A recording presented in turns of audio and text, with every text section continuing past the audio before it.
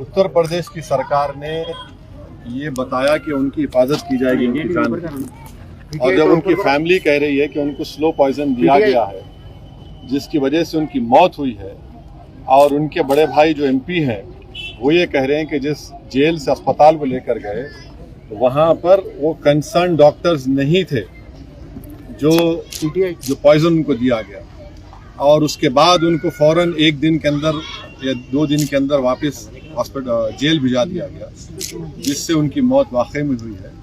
तो मैं ये चाहूँगा कि इसकी एक सही तरीके से इंडिपेंडेंट इंक्वायरी हो, और जो फैमिली कह रही है उसको सीरियस लेने की ज़रूरत है।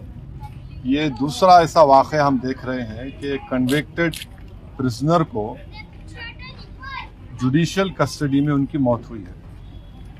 एक को तो शूट आउट हुआ, अब यहाँ पर स्लो पॉइजन जो उनकी फैमिली कह रही है उससे उनकी मौत वाकई में हुई। सर अब तो मतलब इस पे जो पॉलिटिक्स हो रहा है, राजनीति हो रहा है, इस पे आपका क्या कहना है? क्योंकि देखिए पॉलिटिक्स का सवाल नहीं है, क्या पॉलिटिक्स हो रही है।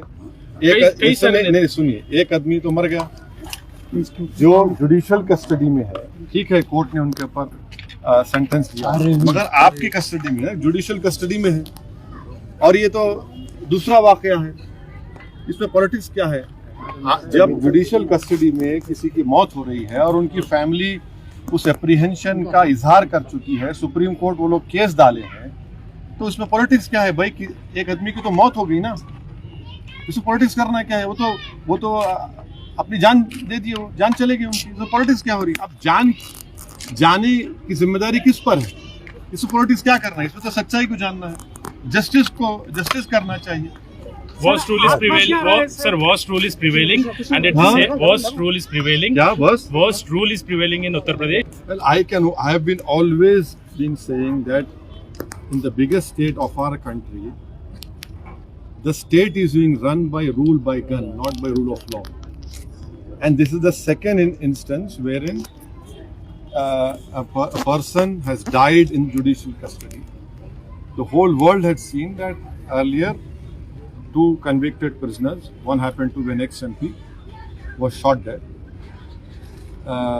Mr. Ansari was an ex-MLA, and he was in judicial custody. And when this family has filed a case in Supreme Court, stating to the Honorable Supreme Court that there is an apprehension by the family that he will be killed inside the prison. Now he dies, and the family said that slow poison was given. And the surprising and shocking thing is that he was not taken to a specialist hospital. He was taken to a hospital where no proper medical attention was given to him. And the most surprising thing and shocking thing is that within a short span of time, he was sent back to the prison.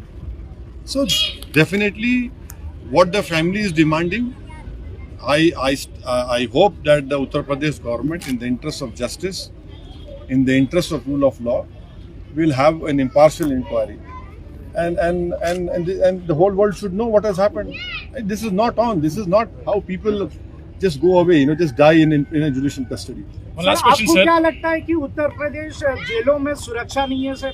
इस तरह के कई सारे पिछले बार भी minorities पे आपने बात भी उठाई, माइनॉरिटीज को वहाँ पर मारा जा रहा है, तो इस तरह के आरोप है। नहीं, आप सवाल आप भी कर रहे हैं, मेरा जवाब भी आप दे रहे हैं, तो सही है बिल्कुल।